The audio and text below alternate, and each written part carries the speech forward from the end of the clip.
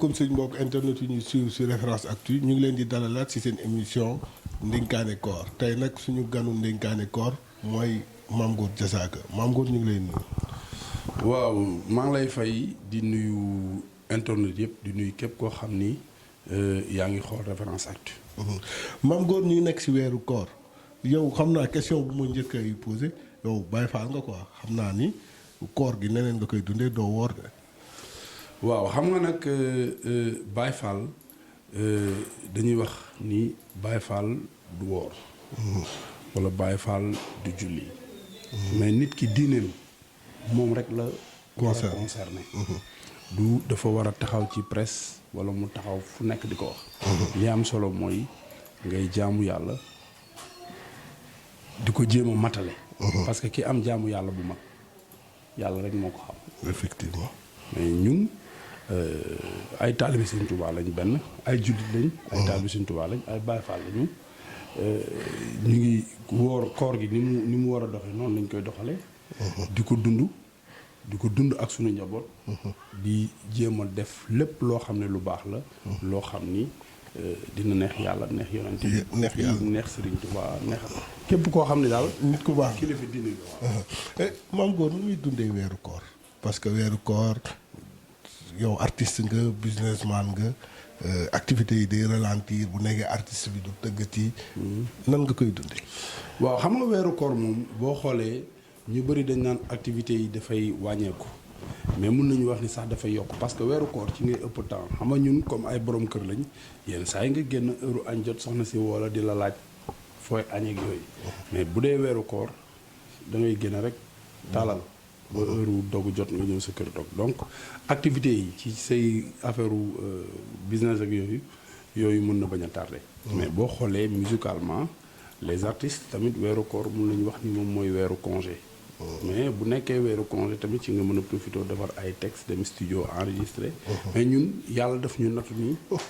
ak corona ci 1 an et demi yi yëpp ñu nekk mun naa ni artistes yëpp congé lañ nekkoon. donc weer bi daal. mën nañu wax ni dañ koy dund mu nekk weeru ñaan weeru yërmande et puis di ñaan yàlla mbas mi nga xam ne dafa nekk biir Sénégal yàlla jële ko fi. et puis képp ku tane nit tamit te mën ko dimbal te yàlla. mu dimbal ko dinañ ñëw ci ndimbal boobu noonu wante gars yi nee nañ artistes yi ñemewuñu ko. waaw xam nga woor moom yaakaar naa ni muy artiste mu dul ko artiste xiif moom. kenn ñemeñu ko ñemewu ko waaye. dafa naa ni journaliste yi sax dégg naa ñoom ñoo gën a ragal koor. artistes yi di yendoo nelaw ñoo gën a ragal. artistes yi kii tamit journalistes yi tamit dégg naa koor rek lañ ragal ñeme ñuy koor journalistes yi mais moom damay wax rek dëgg neex yàlla jaamu yàlla bu neex moom amul. même julli gars yi dañ koy jël nii yaakaar ni julli dafa yomb mais dafa laaj concentration. donc jaamu yàlla bu yomb kuy wut lu baax doo ko wut ci yomb-yomb. il faut mu metti après doo la neex. mu metti après doo ko neex wante dañuy ñëw ci benn aspect boo xam ne dafa am. laal nga ko tuuti ci koor gi mooy koor dafay am nit ku nekk dafa am jaar-jaar ak koor. Mame Goor lan mooy histoire am ak koor loo xamante ni daf ko marqué ci biir koor. waaw man weeru koor moom mën naa wax ni li ma ci gën a marqué mooy sama waajur bu góor muy suñu papa bi ma gën a nekk xale paa bi xam nga man sama papa ak suma yaay yëpp ay commerçant lañ. donc weeru koor bu mu saan jot ndeysaan. bu ñu demee ba ay vers 18 heures damay ànd ak paa bi comme ñun ñu ngi jëkk Nimzaat ñi dëkk Tëngéej xam nañ ko. diggante Nimzaat ak marché bi mooy damay dox jaar Gendel. jéggi raay bi dem këri suuf après dem marché. donc nag ndeysaan bu ñu mosaan nekk ci weeru koor paa bi ñun def ñu mës a jàngal man boo gisee tey jii ma nekk un musicien artiste boo xam ni maa ngi ci affaire yu bari maa ngi ci business bi maa ngi bay maa ngi tabax maa ngi. xam nga. ci maa ngi investir ci presse. loolu yëpp su ma koy def mooy dañ ma tette ci liggéey donc weeru koor bu ma saan jot paa bi daf ñu doon jëndal ay saaku tàndarma ñu ko jëndalee après ñu sol ko ay mbuus 100 francs mbuus 200 ay kilos après nga jaay boo paree nga jox paa bi li mu si defoon après yow nga jël sa bénéfice. boo xoolee jamono yooyu jiin 500 temps yi muy génn ñu xew man maa ko doon jëndal sama bopp. ay Sebago ay affaire yooyu yëpp tey loolu li ma ko doon may moom mooy nekk doomu commerçant paa bi ñëw tett ñu ci loolu. léegi nag bu weeru koor bi ndeysaan bu ñu musaan dem ba vers 18h 19h ñuy mu jógee marché ñu wàcc quoi di ñibbi. ma topp si ginnaaw ma paa bi dafa mënoon waaxu njaxlaf bàyyi fal loolu. buy waaxu ma topp si ginnaawam di dem après ba nodd boobu ñuy nodd heure ndogu. ndeysaan yenn saa yi ndogu fekk ñu ci yoon bi paa daal di la dugal loxo bi ci poche bi génne tàndoon daal di dagg benn seex daal di may jox benn. affaire yi quoi c'est que yooyu image yooyu chaque jour su ma déggee noddu koor boobu rek. mooy alaama lakka sumtu. alaama lakka sumtu boobu am na benn noddu nodd bu neex boobu.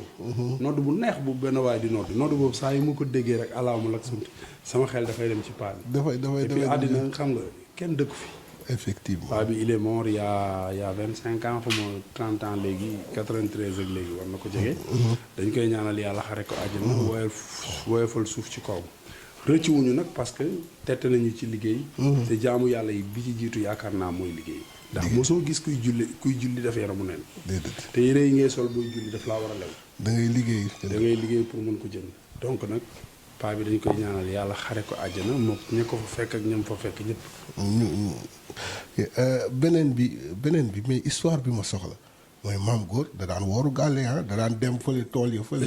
waaw da daan dem foofu. géej yooyu yëpp da nga doon dem sàcc keccax yu bees yi lakk noonu fële ndeppe. waaw ndeppe waaw. xam nga man sama maam bu jigéen sama yaay ba mu ngi nekkoon ndeppe moom da doon defaraale ay keccax yu yooyu. affaire yi quoi bu weeru koor bi jotee yenn saa ñu dem fa gis yenn saa nga gis benn jën bu bien noonu graissé noonu. xam nga yenn saa yi ma laaxatu rek daal di xolli dóor ba kii. laal suma ndox tuuti daal dem ci miir gis miiru ciment yi. ma teg ci sama loxo nii ba fii weex rek. mu dóor ko fii si tuuti xam nga tuñ bi day fruit. maa ngi ko garaawoon de. waaw su ma ñëwee sama tuj yëpp yi jur ma yow sa tuj yi weex naa ma leen waay xam nga rek. koor gi la ndekete yoo boobu xoolal dóor naa ba gàtt. wóoru gàlle bi la waaw wóoru gàlle affaire de ma noonu quoi. yenn saa tamit ndeysaan comme dëkku lébu lañ dëkk Tëngéej. bu ñu masaan dem ndeppe foofu mooy fii gaal yi di teer ak yooyu. weeru koor gars yi bu gaal yi ñëwee dañuy xëcc. gaal gi pour gaal gi génn. bu ñëwee ñu may ñu ay jën yooyu ñu tëb dugg am na benn école bu nekkoon foofu. mi ngi ba léegi foofu xam nga bu ñu duggee foofu daal di lakk yabo yi noonu xam nga. suñu kaaneek ay affaire yooyu dóor ba gàtt. ci biir weeru koor gi de. ci weeru koor gi léegi nag bu ñu paree xam nga citron. dafa mës a nekk loo xam ni day dàq xet. léegi bu ñu paree gars yi ni xoolal gars yi xam nañuy def lingom la ñuy dem wuti. bu ñu amul kii ñu dem si garabu lingom yi nekk foofu. jël xob yi dëbb ko ba mu xaw a verte noonu. ñu raatale ko suñu loxo yi ba nga xam ne xet bi dafay dem après ñu dem ci mbeex mi raxasu daal di xooti dem ñibbi. maam góor yéen garaawoon ngeen. non ñun taa booy kay lu nekk lañ def xam nga Tëngéej nag moom ñun yàlla dafa ñu dimbal dañu am géej am àll. waaw donc bu ñuy nekkul géej rek ñu ngi ci tool yi. ñu dem fii ci marine bi fii péage bi nekk léegi. foofu ay tool yu mag ñoo fa nekkoon ay ñoom Pa Lopez. Pa Ngamdi toolu Ngamdi affaire yooyu dem sàcc mango foofu.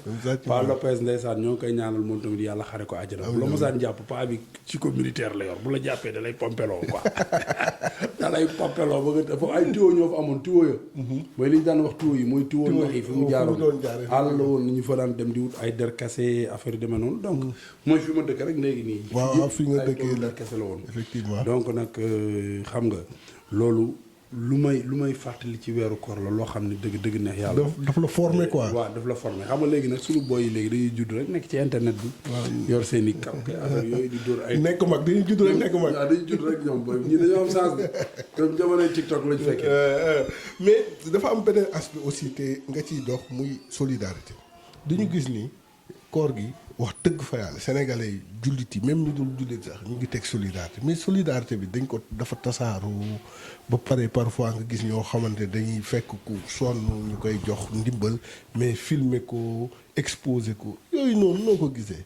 man rafetlu ma ko dëgg neex yàlla parce que man ñu bëri dañ may reprocher loolu xam nga tey jii dañ may yenn saa dañ ma doon invité ci ay plateau télé ma ne def naa lii Tëngéej wala def naa ko ci tel milieu.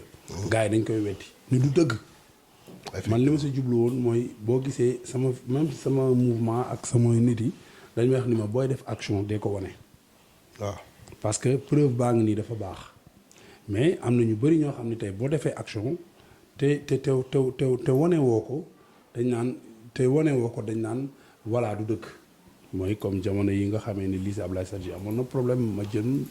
jàpp ci.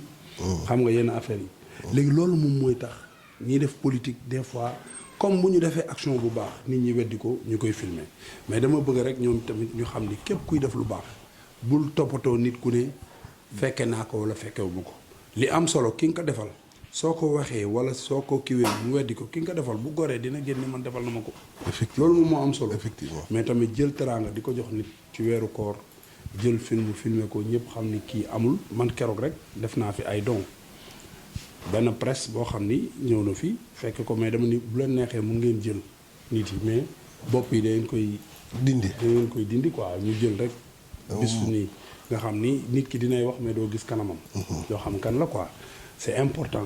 c'est très parce que important tamit weeru koor dafa métti. surtout si ñi nga xam ni seen loxo jotul seen digg ginnaaw. effectivement bu la yàlla dimbalee nga mën loo mën ci lu baax ci dimbali ñu néew ci doole def ko rek te yàlla tax bul def pour benn nit defal rek te yàlla tax. c'est important. ndimbal boobu ñuy def nga jàppoon ni waruñu ko woon mën a organiser. waaw man non man loolu laay def man dama am sama sœur parce que tamit nee nañ ku la tàggaleeg say mbokk.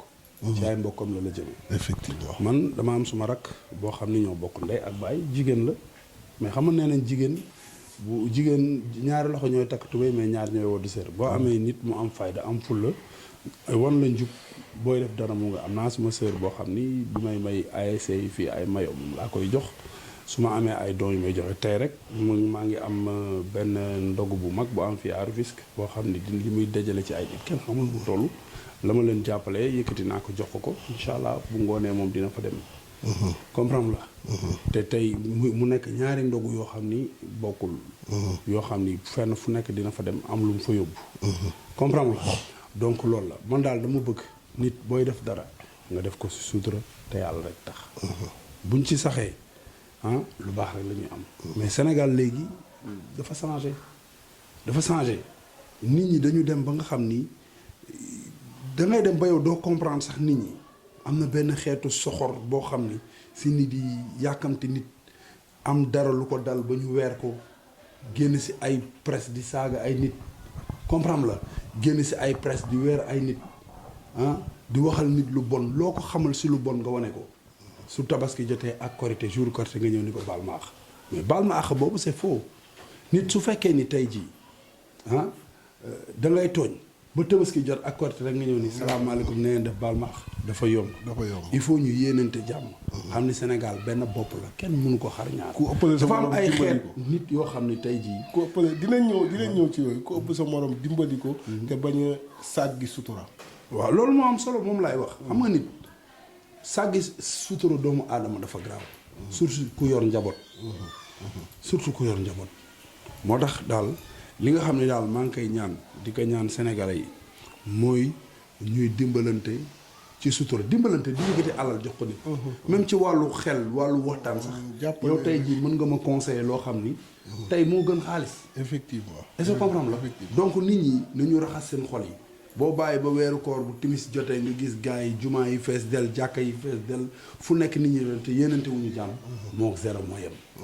boo dee woote jullit da nga ko war a wone ci sa jëfin wane ko ci sa doxin wane ko ci sa yéene parce que tey man su ma la meree ba yor paaka daw jum si la pour jam la même su ma la jamul suñ may atte ku rey nit la ñu parce que ma pexe bu matoon dama lay rey donc mënoo jël nit ki yéene ko lu bon yéene ko safaan di ko waxal lu bon di ko xas guddeeg ba ca tabaski jot nga ne ko baal ma àq effectivement lu kii la lu doy waar te en plus sax pour ajouter yàlla ba mu ñu joxee ko dafa ne à la fin bu jeexee seen ngëm yàlla yokku te ngëm yàlla nag àndul ak tooñ àndul ak saaga àndul ak def lu bon mooy dëgg mu nekk lu am solo Mame Goor dañuy ñëw dugg ci question d'actualité Mame Goor xanaa koor gi di nga baalu ak Sonko ba pare may ko jàmm quoi ba koor gi xam nga man yàlla dafa dogal man chaque fois bu may wax nit ñi war nañ dégg ci samay wax damay wax la personne de Ousmane Sonko ne m'intéresse pas contre ma ko sénégalais la jeune la il a le droit mu prétendre nekk président de la république man ma nekk sénégalais nekk jeune nekk ci réew mi nekk activiste parce que activiste nekkul koo xam ni da ngay toog di influencer la jeunesse. kon Mame Goor activiste la. non activiste mooy xamal lan mooy activiste. buñ la ko mënee décrire activiste mooy koo xam ni lépp lu soxal réew mi da ciy wax. positivement. comme mais man ñi ngi tuddee seen bopp activiste nga xam ni dañuy xëy chaque jour lu négatif rek la ñuy jéem a xool chaque jour ñu ngi jéem a influencer la jeunesse te ñoom commerce loolu fond de commerce lañ ko def. man samay wax du ma ko saraxe du ma ko dëbb un gars comme Guy Marius Sagna tey jii man d'accorduma li muy def parce que li tax d'accorduma ci mooy un Guy Marius Sagna day ñëw taxaw mu ne la France dégage man loolu pour man racisme la parce que tey jii français yi bu ñu ne woon la Sénégal dégage y a beaucoup de Sénégalais en France yor ay sociétés jël ay français sax ñu ci liggéey bu leen ko waxee loolu dafa ñaaw. Deuxièmement chaque jour mu ngi ci tali bi Macky Sall dictateur Macky Sall sàcc la wakar loolu la def métier yow agent de la santé nga nee nga dañ la yóbbu au frigo mais sa salaire kenn yóbbu ko frigo kon yow tey jii bu fekkee da nga taxaw di dénoncer ay affaire lu xew si réew mi nga taxaw di ko wax ay nit dajaloo ci internet bi daal di jël xaalis ni dañ lay jëndal oto parce que dañu bëgg nga am sécurité Sambata Ndiaye paate par là su fekkee li ngay prôné dëgg la ci yow xaalis boobu waroo ko lekk oto boobu waroo ko dawal parce que chaque fois ñoom ñu kaas ne y a des hôpitaux au Sénégal yoo xam ni amuñu machine cardiaque wala amuñu machine yi xaalis boobu nga xam ni gars yi dañ ko jël ni dañ la ko jox pour jëndal la ci oto xaalis boobu man mais nag maam góor boobu xaalis boobu du xaalisu état ay nit ñoo dajale yéene ko jox la quand même loolu tamit il faut ñu nangu ko mais hôpitaux yooyu noonu d'accord naa li nga wax d'accord mais ñi ko war a defal ñu ngi fii li ko war a defal te mi ngi fi ñoo nañ ko xam nga hôpitaux yi man mi sénégalais laa tey jii mbas mi bi mu amee ma gis ni sénégalais bu nekk da nga war a participer damaa jël oto yëpp ci ay détergent yëpp ci ay bagages ba mu fees dell ma yóbbu ko hôpital Youssou Mbargane mayu ma ko nit dama ko jox hôpital bi nga xam ni képp waa Tëngéej yëpp laa ko jox moom bu fekkee ni li muy wax dëgg la ci moom xaalis boobu dëgg la moom am na ñoo xam ne ñoo war a jiite Sénégal booy wane kuy diglee nu mu tudd cangaay day fekk yow sa kanam seet bu fekkee ni gars yi dañuy dajale xaalis ni dañ la jëndal oto pour nga am grandeur te yàgg nga taxaw ni waaw Sénégal nit ñi kii da ngay jël xaalis boobu yenn hôpitaux yi nga xam ne Casamance la dëkk mu ne waaw am na benn hôpital bu nekk Casamance sama gars yi yéen ñëpp maa ngi leen di remercier maa ngi leen di féliciter maa ngi leen di encourager ci xalaat bi ngeen am pour wutal ma oto mais xaalis boobu maa ngi koy jël dem jënde ko benn machine xawma lan pour yóbbu ko ci benn hôpital bu boobaa nit ñi même bu boobaa nit ñi dañuy wax ni waaw kii activiste am dëgg la mais mënu la jox oto yow nga toog di kii et puis moom dafa avoué keroog dafa toog mu ne ma seetaan ko mu ne waaw néeg bi mu yor dafay fay 50 000 te 50 000 yooyu ay xale ñooy cotiser di ko fayal imaginez néeg booy fay 50 000 ay xale di cotiser même bu dee 10 personnes ku nekk 5 000 ngay jox xale yooyu nan la ku yow sa salaire kenn mettre ko en frigo yow da nga war a am yërmande ci xale yooyu. ay xale yoo xam ne salaire Guy Marius Sagna teg nga ko bët de. waaw non xam nga lan la dama ko teg bët xam nga tax ma teg ko bët. ñooñu ñoo yëngal Sénégal di taal Sénégal di influencer la jeunesse te ñoom li ñuy nu ñuy tuddee li ñuy wote ñoom defuñu ko. mais gii nag non grand gii moom musuñu ko fekk mu violent musuñu manifestation sànni xeer taal musu ci participer. xam nga violence fan la tàmbalee le fait que mu ne la France dégage. xam nga lu tax xalaatam non xalaat boobu xalaat bu violent la. mais yow sa xalaat mooy xalaat bu violent la mais da nga koy nangul mu mun a am gis-gis. non dama ni le fait que nit ki nga ñëw taxaw nga ni la France dégage ça veut dire que ni loolu dañuy waxante dëgg rek te yàlla tax yow mii sénégalais nga di ma interviewé. am nga ay mbokk yu nekk à l'étranger. dëkk yañ nekk bu dee France wala muy Espagne wala mu nekk Amérique wala dëkk bu mën a nekk ci àddina. ñooñu bu ñu xëyoon ni le Sénégal dégage. yow mii dalay metti du la neex. nañ waxante dëgg violence ci loolu la tàmbalee ay taxaw naan man repressé wu ma police moom lu xew ci réew mi ci moom war na bokk ci comptam parce que tey jii man li ma d'accord. mais léegi bàyyi nga Sonko léegi kii nga jël. non c'est parce que Sonko dafa am jom. Sonko lu mu mën a demee dafa am jom parce que salaire am mu ngi ciy dund kenn saraxu ko mais di taxaw di yalwaan déguisé ñu lay jox alalu askan bi ay booy yoo xam ne mënuñu dara dem dajale seen xaalis ñëw di la ko jox c'est pas normal. gi li muy def c'est pas normal. booy yi waruñu ko nëbbu ñooñu duñu ay référence parce que tey jii su fekkee ni dafa taxaw fi naan France dégage France dégage France dégage Macky Sall sàcc la Macky Sall mooy fond de commerce am léegi yeneen booy bu ñu ko gisee gis ne activiste bi mu tuddee boppam dem na ba ñu may ko ci oto may ko ci lii booy day yaakaar ni activisme léegi yow tey jii mën nga ci jaar pour am xaalis dafa yomb salaire am na ko jël di ko dundee mais li may def nii c'est pas normal d'accord uma ko man j'ai rien contre sa personne man damay wax rek lu ma sama xalaat mais li mu def noonu ni jël ni yaakaar ni loolu du activisme te du référence. ok léegi nag la jeunesse sénégalaise laay wax man damay leen di lancer un message tey jii man ñi ma tuddee chômeur mooy ñi nga xam ne dañoo jàng ba yëy kayit dem déposer amuñu liggéey ñu ne ñii chômeur lañu mais mënuma d'accord nit koo xam ne dangay nelaw ba 16h nga yeewu laal sa benn café bu tàng jër génn naan réew mi doxul di déglu ay activistes ñu naan laan génnal taal dëkk bi Macky Sall dama ni Joe Biden boo ko indi woon Sénégal fii du dox mu def fii weer gars yi dañ koy saaga parce que lu tax ñi koy saaga mooy dafa am ay influenceurs yoo xam ne ñoo nekk ci presse bi taxaw naan booy yi génn leen te booy yi tey ji mënuloo am liggéey te amuloo métier. ok léegi dañuy ñëw ci beneen aspect mooy président de la république parce que da nga dugg ci champ boo xam ne yegguñu fi président de la république daf fi proposer ni 65000 emplois. en 1 mois. mois de mai. gannaaw ba coow li amee jàpp nga ni loolu mun na nekk. ah Youssou Ndour de sama nawle musicien la bi loolu tàmbalee gis naa ko mu taxawal benn société fii mu dem ñu inauguré ko ñu ne société bi rek mën na jël 2000. léegi kon léegi 2000 yi Youssou Ndour du dugal mën nga ko dénne ci 65000 mu des. 60 non état la xamul tax mu nekk état. non du état non xamul tax mu nekk état dama bëgg nga déglu mu baax ma. tey jii ki nekk ci réew mi doon doomu réew mi. am ay possibilité investir. jëlul ay guinéen jëlul ay ghanéen ay sénégalais la jël man tey dama ubbi société jël ay sénégalais ñu siy liggéey. sénégalais yooyu bokkatuñu ci chômeurs yi. li am solo moom mooy chômage bi wàññeeku. li am solo mooy. léegi 65000 yi mën na nekk léegi 65000 yi dama lay wax mën na nekk parce que tey jii bu Youssou Ndour dindee 2000 mu ne je vais recruter ñu ne enseignants yi dinañ jël 5000 enseignants ñaata la. plus Youssou Ndour du 7000. ñu ne policiers yi nañ jël 3000. 10000. 10 ah. 10 000 muy 10 000. ñu ne gendarmerie war nañ defaraat fa ma ñoom tamit. 3000 muy 13000. léegi nag ci secteur par secteur suñ ko defee fii ba mois de mai yàlla dogal na. mois de mai gannaaw suba la. non ginnaaw suba dama ni le fait que li ma la compter la gum nii fii ma toog nii rek laa compter laa la ko compter. mais des na yeneen yoo xam ni xam nga voilà mën na sotti xam nga moo am solo. mooy dëkk population moo koy defar.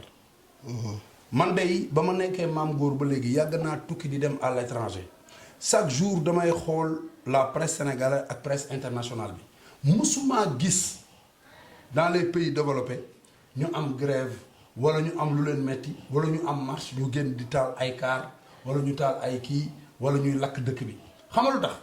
parce que tey bu fekkee yow da ngaa mer nga dem lakk benn kaaru Dakar dem dikk Dakar dem dikk bi Macky Sall moomu ko.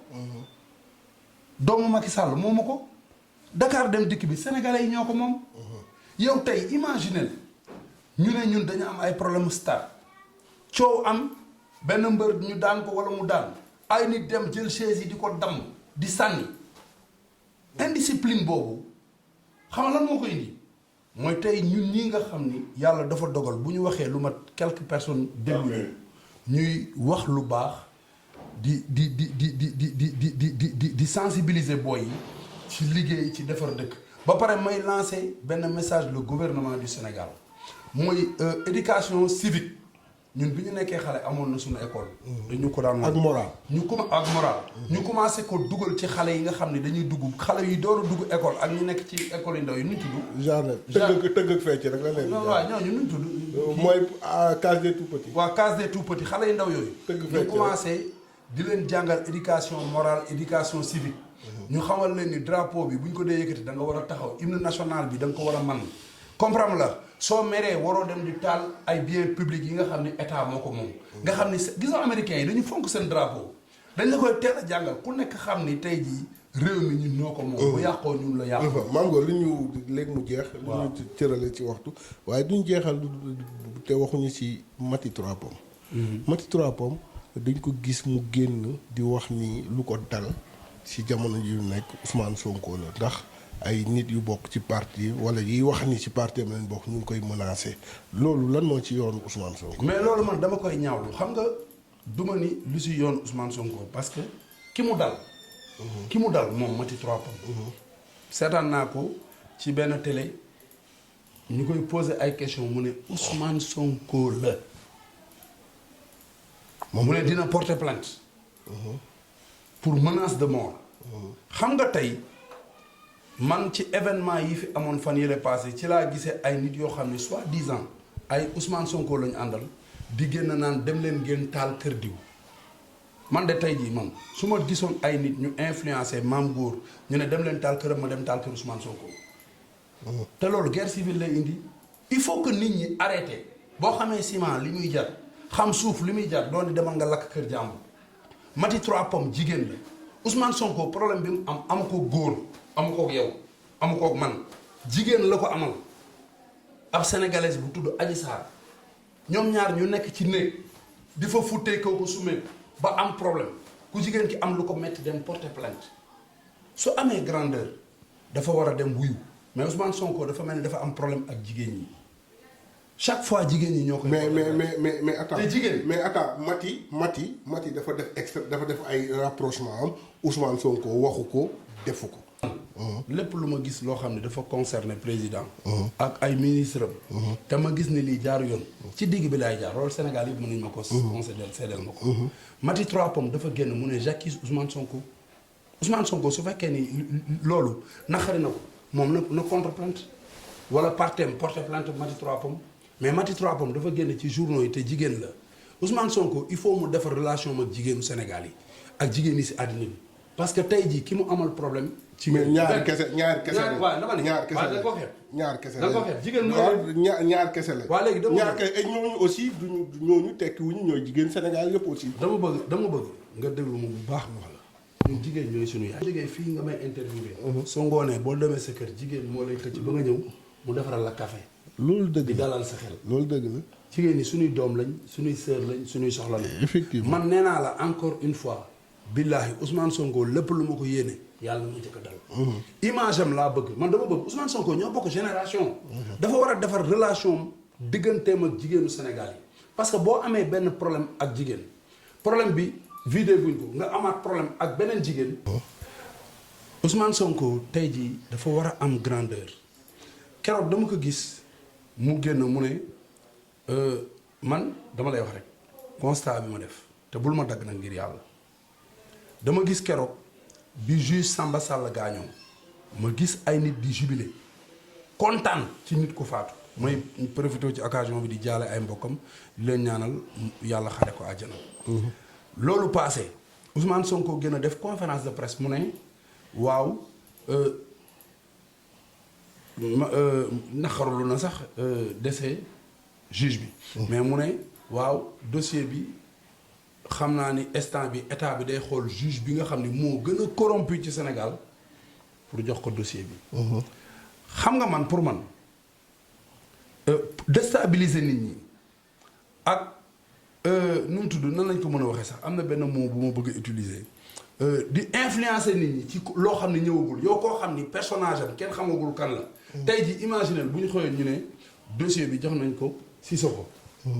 Sénégal moom mu ngi anticiper. Sénégalais yëpp pour Sissoko bu ñëwee rek ñu ne non Sissoko escroc la triant la dafa bëgg a tëj Ousmane Sonko ab dëkk soo ko bëggee jiite justice bi da nga koy respecté. benn ñaareel bi si topp mooy yow kenn neewul yaa def dañ la jiiñ dossier bi mu ngi pendant Ousmane Sonko tey dafa am benn projet bu mu prôné am ci jeunesse su sénégalaise yi ñoo xam ni dañu ànd ak moom faral ko moom mu jaral leen lu nekk.